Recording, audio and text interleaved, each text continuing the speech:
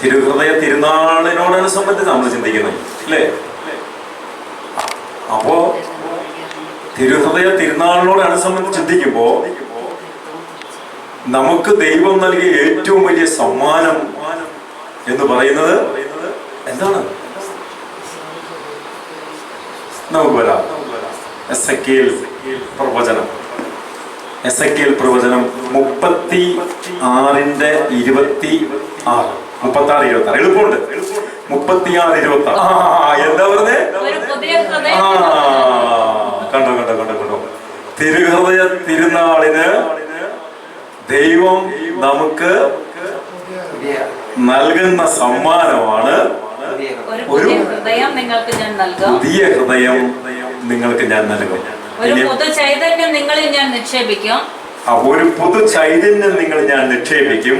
നിങ്ങളുടെ ശരീരത്തിൽ നിന്ന് ശിലാഹൃദയം എടുത്തു മാറ്റി മാംസള ഹൃദയം നൽകും. മതി മതി മതി മതി മതി. ഇതാണ് നിങ്ങളുടെ ശരീരത്തിൽ നിന്ന് ശിലാഹൃദയം എടുത്തു മാറ്റി മാംസള ഹൃദയം നൽകും. മാംസള ഹൃദയം ഞാൻ നൽകും.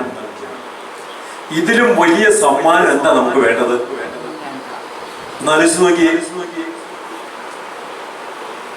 ശിലാഹൃദയം ഒരു വ്യക്തിയിൽ നിന്ന് മാറ്റപ്പെടുമ്പോൾ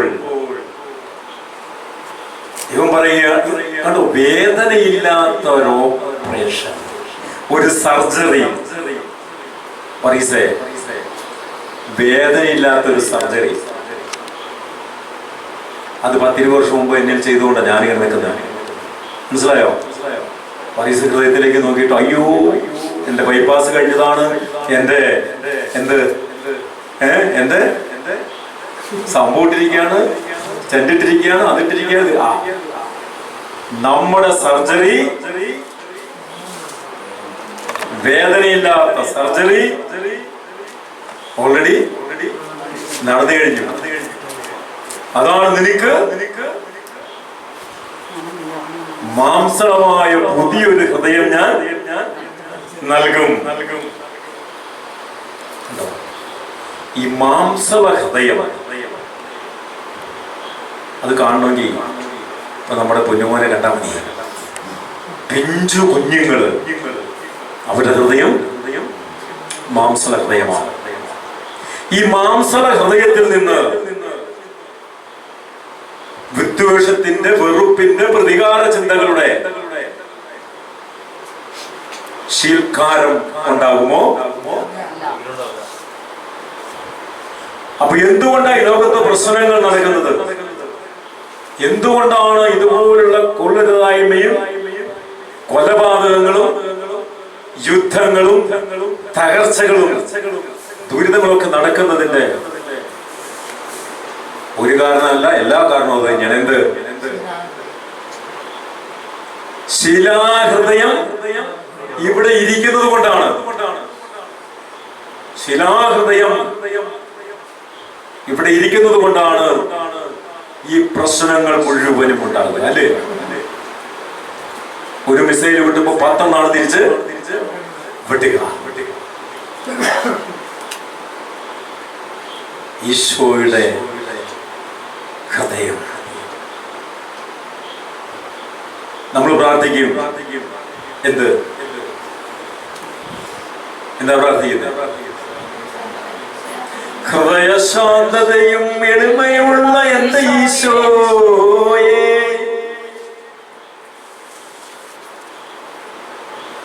എന്റെ ഹൃദയം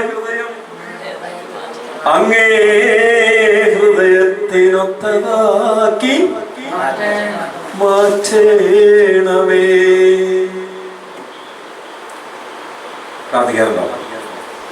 പ്രാർത്ഥിക്കാറുണ്ടോ? ഓ, ഞാൻ എല്ലാ ദിവസവും പ്രാർത്ഥിക്കുന്ന പ്രാർത്ഥനയാണത്. എന്റെ ഈശോയെ, നിന്റെ ഹൃദയം പോലെ എന്റെ ഹൃദയം. പക്ഷെ ഈശോയുടെ ഹൃദയത്തിൽ നിന്ന് വരുന്നതാണോ നമ്മുടെ ഹൃദയത്തിൽ നിന്ന് വരുന്നത്? ആണോ? അവിടെയാണ് പ്രശ്നം. ഒന്ന് പറയുമ്പോ രണ്ടങ്ങോട്ട് പറയണം.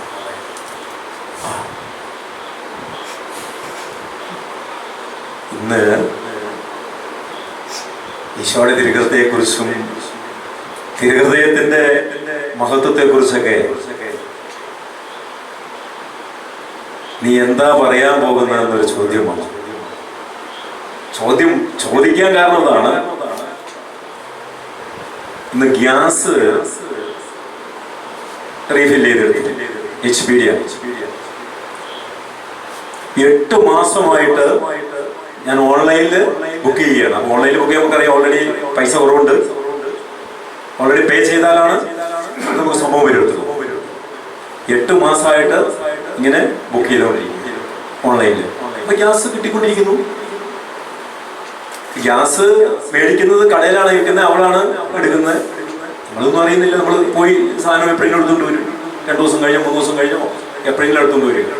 കാരണം ഒത്തിരി ഗ്യാസിന് ചിലവില്ല വീട്ടിൽ.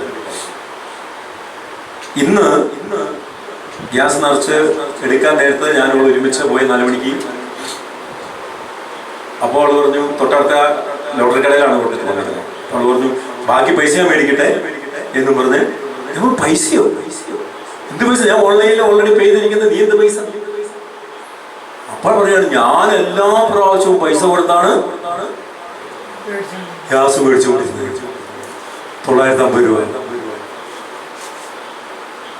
ഞാൻ 837 രൂപ വെച്ച് എല്ലാ പ്രാവശ്യവും ഞാൻ ഓൺലൈനിൽ അടച്ചിട്ടാണ് ബുക്ക് ചെയ്തുകൊണ്ടിരുന്നത്. അപ്പൊ 8 മാസമായിട്ട് ഇത് തുറന്നുകൊണ്ടിരിക്കുക. എന്നിലെ ശിലാകൃതയാണ് ഉണർന്നു. എന്നിലെ ശിലാകൃതയും ഉണർന്നു. ഞാൻ വിളിച്ചു. ഒന്നല്ല 3 വട്ടം. അപ്പൊ 1 വട്ടം വിളിച്ച് 2ാമത്തെ വട്ടം കൊണ്ട് വിളിച്ചു. നമ്മൾ അതിന്റെ കാര്യങ്ങൾ ക്ലിയർ ചെയ്തിട്ട് പെട്ടെന്ന് എന്നെ വിളിച്ചില്ല. അപ്പൊ ഞാൻ തിരിച്ചങ്ങോട്ട് വിളിച്ചു. അങ്ങോട്ട് വിളിച്ചു, നിങ്ങൾ ചീറ്റ് ചെയ്യുന്നു, കുറെ ഷൗട്ട് ചെയ്യുന്നു. അവരവിടെ കിടന്ന് ഞെളിപിരി കൊള്ളുന്നുണ്ട്. സാറേ ഞങ്ങൾ നോക്കട്ടെ, ചേട്ടാ ഞങ്ങൾ നോക്കട്ടെ എന്നൊക്കെ പറഞ്ഞ് ഇങ്ങനെ ഞങ്ങൾ കണക്ക് നോക്കട്ടെ, അത് നോക്കട്ടെ. ഞാൻ ചോദിച്ചു, ഇത് സിസ്റ്റത്തിലുള്ളതാണ്. ഒരു കൺസ്യൂമർ നമ്പറിലുള്ള വ്യക്തി 2 വൈഫിന്റെ എൻ്റെ പേരിലാണെങ്കിൽ ഓക്കെ, അല്ല 2 പേരുടെ പേരിലാണെങ്കിൽ അങ്ങനെ മനസ്സിലാക്കാം, ഇത് എൻ്റെ പേരിലാണ്. അപ്പോൾ ഞാൻ ഓൾറെഡി ഓൺലൈനിൽ പേ ചെയ്തിരിക്കുന്നു. അതേ കൺസ്യൂമർ നമ്പറിൽ ഗ്യാസ് എടുക്കുന്നു. അപ്പം നിങ്ങൾക്ക് പൈസ തരുന്നു.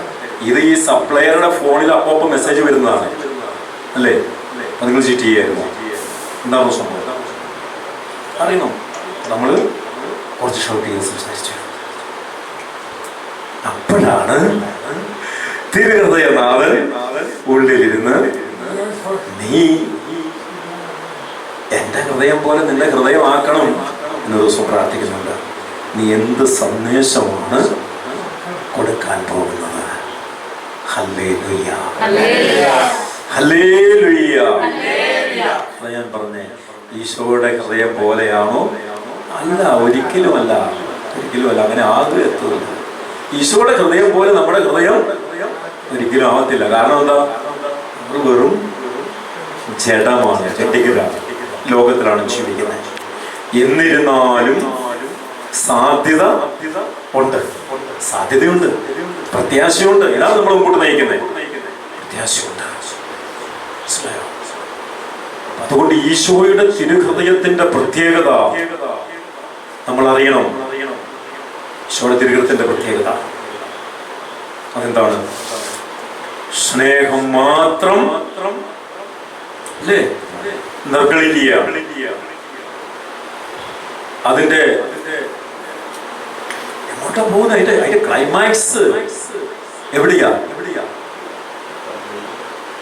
യോഹന്നാൻ 15:13. യോഹന്നാൻ 15:13.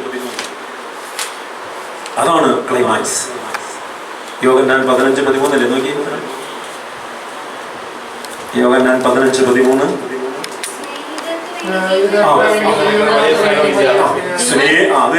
സ്നേഹിതർക്ക് വേണ്ടി ജീവൻ അർപ്പിക്കുന്നതിനേക്കാൾ വലിയ സ്നേഹം. ഇതാണ് തിരുഹൃദയത്തിന്റെ പ്രത്യേകത. യേശുവിന്റെ തിരുഹൃദയത്തിന്റെ പ്രത്യേകത. ഞാൻ എന്നിട്ട് പ്രാർത്ഥിക്കുകയാണ്, ഈശോയെ എന്റെ ഹൃദയം അങ്ങയുടെ ഹൃദയം പോലെ ആക്കണമേ. എങ്ങനെ? ഹൃദയശാന്തതയും എളിമയുള്ള എന്റെ ഈശോയെ. ഈ രണ്ടും നമുക്കില്ല. ഹൃദയശാന്തതയില്ല, എളിമയും ഇല്ല. എന്നിട്ട് പ്രാർത്ഥിക്കും, അതുപോലെ ആക്കണേ. ജീവൻ കൊടുക്കാൻ തക്കവണ്ണം സ്നേഹിച്ച സ്നേഹം. ഇതാണ് തിരുവനന്തപുരത്തിന്റെ പ്രത്യേകത. അവരിനു വേണ്ടി, സ്നേഹത്തിന് വേണ്ടി ജീവൻ അർപ്പിക്കുന്ന സ്നേഹം. ലോകം മുഴുവനും വേണ്ടി ജീവൻ അർപ്പിച്ച ബലിയായി തീർന്ന സ്നേഹം. ഇതാണ് തിരുഹൃദയത്തിന്റെ പ്രത്യേകത. 18-ാം നൂറ്റാണ്ടില് വിശുദ്ധ മർഗരീത്ത മറിയം, നമ്മള് തിരുഹൃദയ പ്രതിഷ്ഠ ചെല്ലുമ്പോ അല്ലേ, വിശുദ്ധ മർഗരീത്ത മറിയമേ ഞങ്ങൾക്ക് വേണ്ടി അപേക്ഷിക്കണമേ പ്രാർത്ഥിക്കാറുണ്ട്. വിശുദ്ധ മർഗരീത്ത മറിയത്തിനാണ് ഈ തിരുഹൃദയത്തിന്റെ ഇതുപോലുള്ള ഈ രൂപം, ഈ പിക്ചർ ദർശനത്തിലൂടെ കിട്ടിയത്. നമുക്കറിയാം, കരുണയുടെ ഈശോയുടെ ഫോട്ടോ ആർക്ക് കിട്ടിയേ? Sister Faustina. വിശുദ്ധ ഫൗസ്റ്റീനയ്ക്ക് അത് കിട്ടിയത്. ഫൗസ്റ്റീനയ്ക്ക് ഈശോ കാണിച്ചു കൊടുത്ത അതേ ചിത്രമാണ് ആ കരുണയുടെ ചിത്രം അല്ലേ? ചങ്കിൽ നിന്ന് രക്തവും ജലവും, അവസാനത്തുള്ളി രക്തവും ജലവും ഒരു പ്രകാശധാര പോലെ ഭൂമിയിലേക്ക് പതിക്കുകയാണ്, നമ്മിലേക്ക് പതിക്കുകയാണ്. കർത്താവിന്റെ കരുണ ഇങ്ങനെ നിരന്തരം കർത്താവ് വർഷിച്ചുകൊണ്ടിരിക്കുകയാണ്. ഇത് തന്നെയാണ് തിരുഹൃദയത്തിൽ നിന്ന് സ്നേഹാഗ്നി ജ്വാലയായി ഉയരുന്നത്. കണ്ടില്ല? ഉയരുന്നത്. അതിന്റെ മധ്യത്തിൽ എന്തുണ്ട്? വിശുദ്ധ രക്ഷയുടെ അടയാളം, സ്നേഹത്തിന്റെ അടയാളം തന്നെയാണ്. അതുകൊണ്ട് തിരുഹൃദയത്തിന്റെ തിരുനാൾ ആഘോഷിക്കുന്ന ഇന്നേ ദിവസം പ്രവാചകനിലൂടെ നൂറ്റാണ്ടുകൾക്ക് മുമ്പ് ദൈവാത്മാവ് പറഞ്ഞു വെച്ചിരിക്കുകയാണ്, നിനക്ക് ഞാൻ ഒരു പുതിയ ഹൃദയം നൽകും. അത് ഈ ഹൃദയമാണ്, യേശുവിന്റെ ഹൃദയമാണ്. ഇത് നമ്മൾ സ്വന്തമാക്കണം. എന്ത് സംഭവിക്കും? ഇവിടെ ഒരു ട്രാൻസ്പ്ലാന്റേഷൻ നടക്കുകയാണ്. നമ്മൾ പറഞ്ഞു ഈ സർജറി വേദനയില്ലാത്ത ഒരു സർജറിയാണ്. എന്നാൽ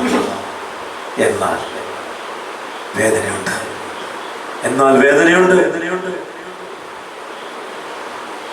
എന്റെ കലുഷിതമായ പാപാന്തകാരം നിറഞ്ഞ ചെടി പരട്ടിയ ഈ അസ്വസ്ഥത നിറഞ്ഞ ഹൃദയത്തെ ഞാൻ വലിച്ചു പറിച്ചെടുക്കുമ്പോ അവിടെ വേദനയുണ്ട്. ഇതിന് ഞാൻ തയ്യാറാകുമ്പോഴാണ് തമ്പുരാൻ എനിക്ക് പുതിയ ഹൃദയം. ഇത് ഞാൻ ഉപേക്ഷിക്കാൻ തയ്യാറാകുമ്പോ, ഇത് വലിച്ചു പറിച്ച് കളയാൻ ഞാൻ തയ്യാറാകുമ്പോ, അവിടെ ഒരു ശൂന്യവൽക്കരണം ഞാൻ നടത്തുമ്പോ, അതായത് ഇവിടെ ഒരു എംപ്റ്റി പ്ലേസ് ഞാനായിട്ട് ഉണ്ടാക്കണം. അവിടെയാണ് കർത്താവ് തന്റെ മാംസളമായ സ്നേഹം നിറഞ്ഞു നിൽക്കുന്ന തന്റെ തിരുഹൃദയം വെച്ചു പിടിപ്പിക്കുക. അങ്ങനെ തിരുഹൃദയം വെച്ച് പിടിപ്പിച്ച വ്യക്തികളാണ് ഇന്ന് ലോകത്തില് ആദരിക്കപ്പെടുന്ന വിശുദ്ധരെ. നമ്മുടെ കൽക്കത്തയിലെ വിശുദ്ധ മദർ തെരേസ. ഇതൊരു മാംസള ഹൃദയം ഈശോ വെച്ച് പിടിപ്പിച്ചതാണ് അമ്മയില്.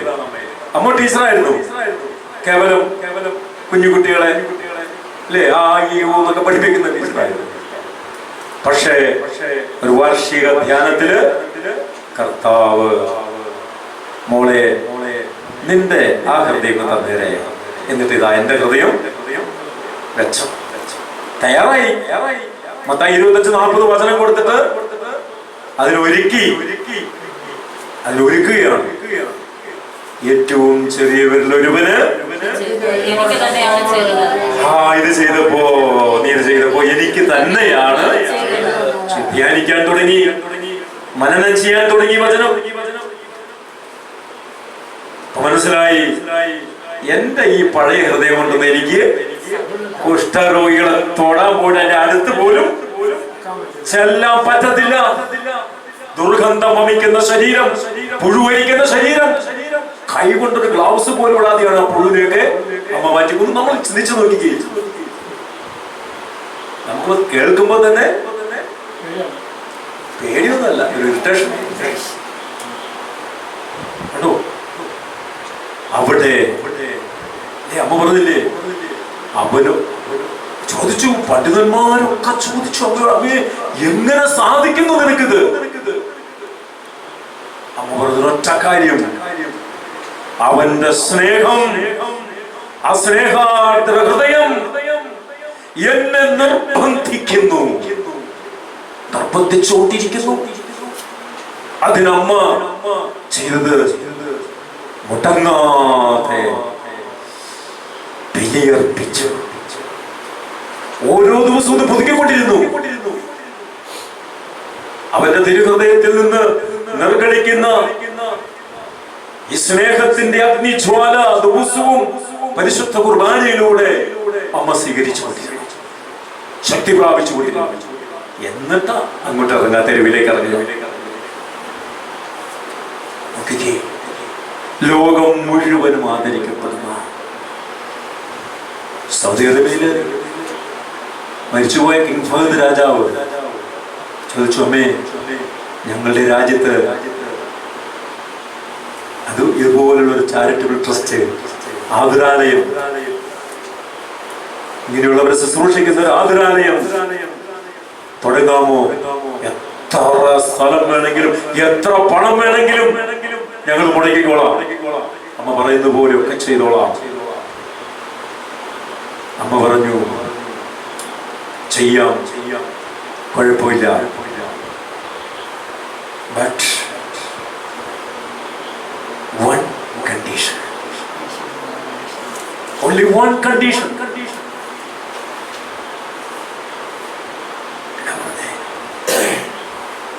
എനിക്ക് പരിശുദ്ധ കുർബാന, എനിക്ക് യേശുവിനെ അനുദിനം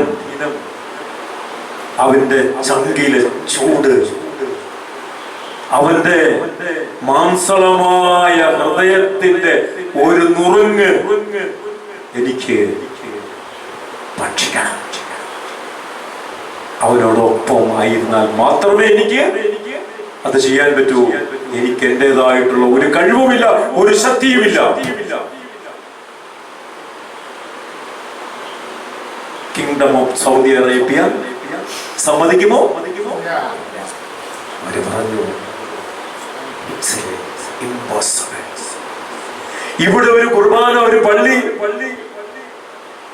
ചിന്തിക്കാൻ പറ്റുന്ന കാര്യമല്ല അമ്മേ. അമ്മ പറഞ്ഞു, ഐ ആം റിയലി സോറി.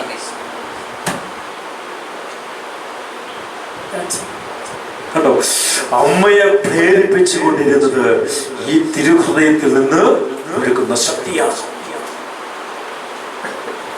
പരിശുദ്ധ കുർബാന നമ്മൾ സ്വീകരിക്കും. മക്കൾ ഓർത്തോളണം, എവിടെയൊക്കെ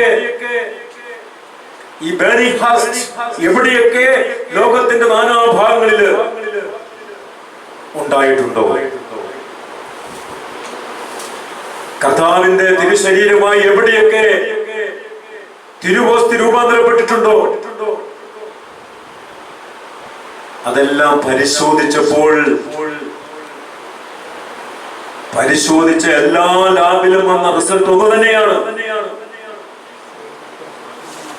ഒരാരോഗ്യമുള്ള ചെറുപ്പക്കാരന്റെ ഹൃദയപേശി, ഹൃദയഭിത്തി, അതിന്റെ സർവലക്ഷണങ്ങളും ആ മാംസമായി തീർന്ന അപ്പത്തിൽ ഉണ്ട്. എന്താ നമ്മൾ ഭക്ഷിക്കുന്നത്? എന്താ നമ്മൾ സ്വീകരിക്കുന്നത്? അവന്റെ തിരുഹൃദയം. അതെ, അവന്റെ തിരുഹൃദയം. അതാ നമ്മള് ഓരോ ദിവസവും ബലിയർപ്പിച്ച് സ്വീകരിക്കുന്നത്. എത്രമാത്രം നമുക്ക് ബോധ്യമുണ്ട്, എത്രമാത്രം ആഴമായ വിശ്വാസത്തോടെയാണ് അത് സ്വീകരിക്കുന്നത്. നമുക്ക് എന്തെങ്കിലും കൂസലുണ്ടോ? എത്ര ലാഘവത്തോടെയാ അവന്റെ തിരുഹൃദയം നമ്മൾ സ്വന്തമാക്കുന്നത്. എത്ര ലാഘവത്തോടാണ് അല്ലേ? ആലോചിക്ക്.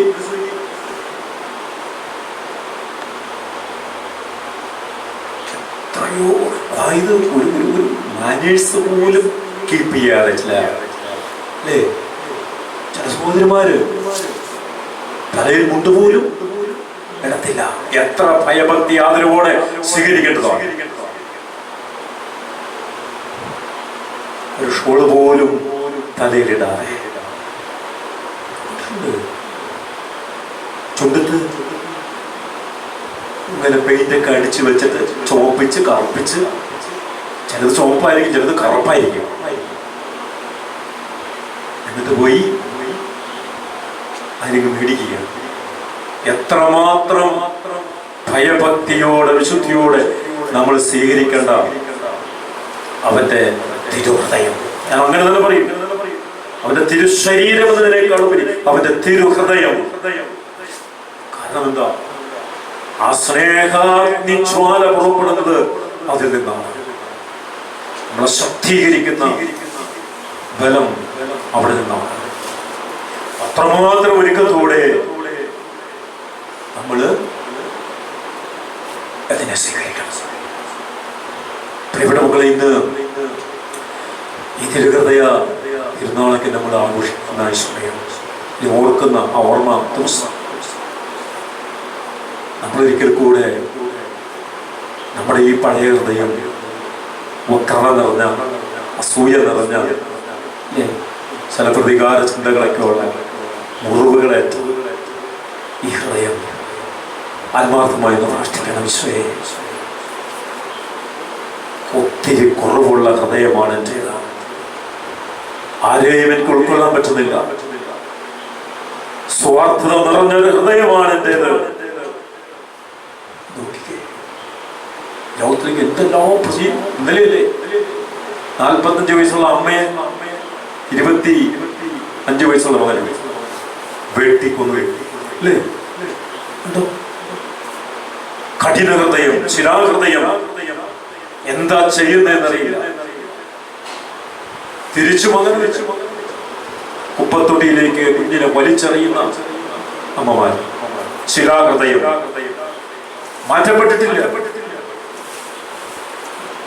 അതുകൊണ്ട് നമ്മൾ ആത്മാർത്ഥമായി പ്രാർത്ഥിക്കുന്ന ദിവസം, ഈശോയെ, എന്റെ ഹൃദയത്തെ ശിശുസഹജമായ ആ ഒരു ഹൃദയം, മാംസളമായൊരു ഹൃദയം, അതെങ്കിലും ഉറച്ചു പഠിപ്പിക്കണം. ആത്മാർത്ഥമായി നമ്മൾ പ്രാർത്ഥിക്കണം. Hallelujah, hallelujah, hallelujah. യേശുവേ നന്ദി, യേശുവേ സ്തുതി. ഹല്ലേലൂയ. 10-12 കാര്യങ്ങൾ പറയുന്നുണ്ട്. തിരുഹൃദയ ഭക്തർക്ക് ഈശോ വാഗ്ദാനം ചെയ്യുന്ന 10-12 കാര്യങ്ങൾ. ഒന്നാമത്തെ കാര്യം ഇതാണ്: തിരുഹൃദയ ഭക്തർക്ക് അവരുടെ ജീവിതാവസ്ഥയ്ക്ക് ആവശ്യമുള്ള എല്ലാ കൃപകളും ഞാൻ നൽകും. അവരുടെ ജീവിത അവസ്ഥയിൽ അവർക്ക് ആവശ്യമുള്ള എല്ലാ കൃപകളും ഞാൻ നൽകും. ആര്? തിരുഹൃദയ നാഥൻ തിരുഹൃദയ ഭക്തർക്ക് നൽകും. കുടുംബങ്ങളിൽ, അവരുടെ കുടുംബങ്ങളിൽ, തിരുഹൃദയ ഭക്തിയുള്ള കുടുംബങ്ങളിൽ, തിരുഹൃദയ പ്രതിഷ്ഠ ചൊല്ലി പ്രാർത്ഥിക്കുന്ന കുടുംബങ്ങളിൽ ശാശ്വതമായ സമാധാനം ഞാൻ നൽകും. 2. മൂന്നാമത്തത്, അവരുടെ എല്ലാ ക്ലേശങ്ങളിലും ഞാൻ അവരെ ആശ്വസിപ്പിക്കും. ഞെരുക്കങ്ങളിൽ, ക്ലേശങ്ങളിൽ ഞാൻ അവരെ ആശ്വസിപ്പിക്കും. അടുത്തത് 4, ജീവിതകാലത്തും പ്രത്യേകിച്ച് മരണസമയത്തും ഞാൻ അവരുടെ അഭയമായിരിക്കും. തിരുഹൃദയ ഭക്തയ്ക്ക് മരണസമയത്ത് ഒരു മരണ ഭയം ഉണ്ടാകത്തില്ല. തിരുഹൃദയനാഥൻ നമ്മളെ ചേർത്ത് പിടിക്കുന്ന, കൂട്ടിക്കൊണ്ടുപോകുന്ന അനുഭവം നമുക്കുണ്ടാവും. എന്താ ഇതിനർത്ഥം? സ്വർഗതുല്യമായ ഒരനുഭവം നമുക്ക് ഉണ്ടാകും. പിന്നെ 5, അവരുടെ എല്ലാ ഉദ്യമങ്ങളെയും ഞാൻ അനുഗ്രഹിക്കും, എല്ലാ പ്രവൃത്തികളെയും അനുഗ്രഹിക്കും. 6, പാപികൾക്ക് എന്റെ ഹൃദയം കരുണയുടെ ഉറവിടവും ഒരിക്കലും വറ്റാത്ത സമുദ്രവുമായിരിക്കും. ഒരു പാപിക്ക് ഓടിയണയാൻ പറ്റും അവന്റെ തിരുഹൃദയത്തിലേക്ക്. അവിടെ പറയുകയാണ്, കരുണയുടെ ഉറവിടം, ഒരിക്കലും പറ്റാത്ത സമുദ്രം പോലെ ഇങ്ങനെ കരുണ എപ്പോഴും ഒഴുകിക്കൊണ്ടിരിക്കും. 7, മന്ദത ബാധിച്ച ആത്മാക്കൾ തീഷ്ണതയുള്ളവരായി മാറും. മന്ദീഭവിച്ച അവസ്ഥ വെളിപാട് ദിവസത്തിൽ കാണുന്നില്ലേ? അല്ലെ? 3-ാം അധ്യായത്തിലേക്ക് മന്ദീഭവിച്ച അവസ്ഥ. ചൂടുമില്ല, തണുപ്പുമില്ല, ഒന്നുമില്ല. കണ്ണടഞ്ഞു പോകുന്നത്. ചൂടുമില്ല, തണുപ്പുമില്ല. അതാണ് മന്ദീഭവിച്ച അവസ്ഥ. അപ്പോ അവർ തീക്ഷ്ണതയുള്ളവരായിട്ട് മാറും. 9, 8, തീക്ഷ്ണതയുള്ള ആത്മാക്കൾ വളരെ വേഗം പരിപൂർണതയിലേക്ക് ഉയരും. ഒരു തീക്ഷ്ണതയുടെ ജ്വലനത്തിലുണ്ടെങ്കിൽ, തിരുഹൃദയനാഥനോട് ഭക്തിയുണ്ടെങ്കിൽ, പ്രാർത്ഥനയുണ്ടെങ്കിൽ പറയുകയാണ്, വളരെ വേഗം പരിപൂർണതയിലേക്ക് അവർ ഉയരും. 9, എന്റെ തിരുഹൃദയം സ്ഥാപിക്കുകയും വണങ്ങപ്പെടുകയും ചെയ്യുന്ന ഇടങ്ങളെ ഞാൻ അനുഗ്രഹിച്ചാശീർവദിക്കും. അപ്പോ എന്റെ തിരുഹൃദയം സ്ഥാപിക്കുകയും വണങ്ങപ്പെടുകയും ചെയ്യുന്ന ഇടങ്ങളെ ഞാൻ അനുഗ്രഹിച്ച് ആശീർവദിക്കും. കേട്ടോ, അനുഗ്രഹിച്ച് ആശീർവദിക്കും. നോക്കിക്കേ, തിരുഹൃദയ ഭക്തി നമുക്കുണ്ടെങ്കിൽ കർത്താവ് പറയാൻ, നിന്നെ ഞാൻ അനുഗ്രഹിക്കും, നിന്നെ ഞാൻ ആശീർവദിക്കും. 10, ഏറ്റവും കഠിനമായ ഹൃദയങ്ങളെ പോലും സ്പർശിക്കുവാനുള്ള ശക്തി ഈ തിരുഹൃദയ ഭക്തിയിലൂടെ എന്റെ അഭിഷിക്തർക്ക് ഞാൻ നൽകും. അഭിഷിക്തർ തിരുഹൃദയ ഭക്തിയുള്ളവരാണെങ്കിൽ ഒരു ഹൃദയ കഠിനമുള്ള പാപിയെ മാനസാന്തരപ്പെടുത്താൻ ഉള്ളൊരു അഭിഷേകം ഞാൻ അവർക്ക് നൽകും. Hallelujah, hallelujah, hallelujah. 11, ഈ ഭക്തി പ്രചരിപ്പിക്കുന്നവരുടെ പേരുകൾ നിത്യമായി എന്റെ ഹൃദയത്തിൽ ഞാൻ രേഖപ്പെടുത്തും. ഹല്ലേലൂയ.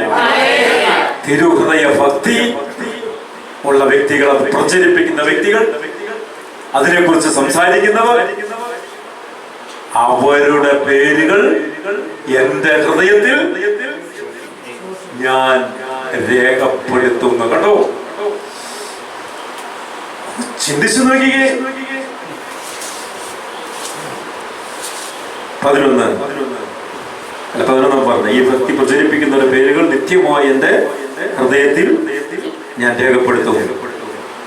ഇനി 12, 9 മാസം തുടർച്ചയായി ആദ്യ വെള്ളിയാഴ്ചകളിൽ വിശുദ്ധ കുർബാന സ്വീകരിക്കുന്നവരുടെ, ഇതാണ് ഞാൻ പറഞ്ഞത്, വിശുദ്ധ കുർബാന സ്വീകരിക്കുന്നത് വെറും ശരീരമല്ല, അവന്റെ തിരുഹൃദയമാണെന്ന് ഞാൻ പറഞ്ഞത്. ഇത് സഭ ആധികാരികമായിട്ട് പറയുന്ന കാര്യമാണ് കേട്ടോ. ഇത് എന്റെ കണ്ടെത്തലല്ല, ഞാൻ എഴുതിയതല്ല, സഭ ആധികാരികമായിട്ട് പറയുന്ന കാര്യങ്ങളാണ് കേട്ടോ. അത് ഞാൻ പറഞ്ഞു. നമ്മൾ സ്വീകരിക്കുന്നത് അവന്റെ തിരുഹൃദയമാണ്.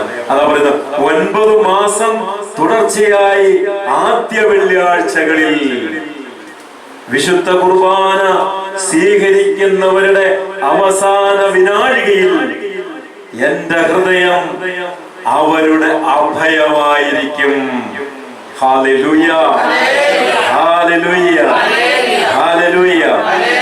പശ്ചാത്തപിച്ച് വിശുദ്ധ കൂദാശകൾ സ്വീകരിച്ച് പ്രസാദവരത്തോടെ മരിക്കാനുള്ള കൃപ എന്റെ ഹൃദയം കവിഞ്ഞൊഴുകുന്ന കരുണയിൽ നിന്ന് എന്റെ ഏറ്റവും ശക്തമായ സ്നേഹത്തിലൂടെ അവർക്ക് ലഭിക്കുമെന്ന് ഞാൻ വാഗ്ദാനം ചെയ്യുന്നു. ഹല്ലേലൂയ. വാഗ്ദാനമാണ് കേട്ടോ, വാഗ്ദാനം.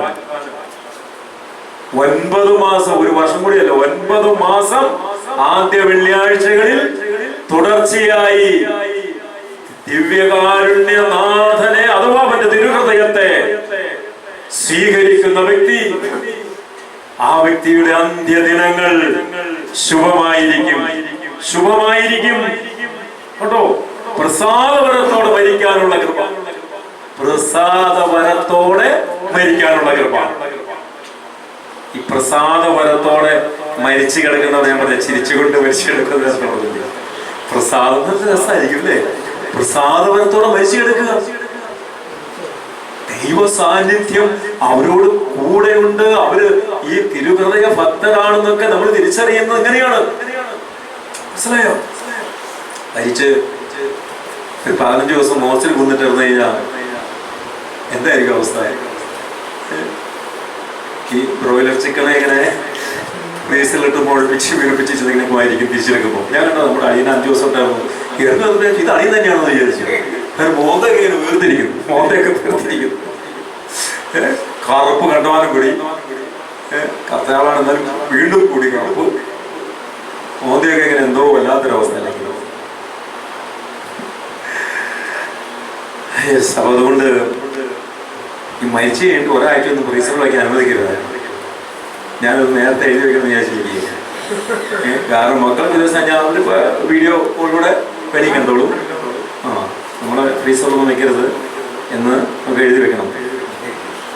അപ്പോ പ്രസാദവരത്തോടെ മരിക്കാനുള്ള കൃപ എന്റെ ഈ തിരുഹൃദയം കവിഞ്ഞൊഴുകുന്ന, ഈ തിരുഹൃദയത്തിന് കവിഞ്ഞൊഴുകുന്ന കരുണയിൽ നിന്ന് എന്റെ ഏറ്റവും ശക്തമായ സ്നേഹത്തിലൂടെ അവർക്ക് ലഭിക്കുമെന്ന് ഞാൻ വാഗ്ദാനം ചെയ്യുന്നു. Hallelujah, hallelujah.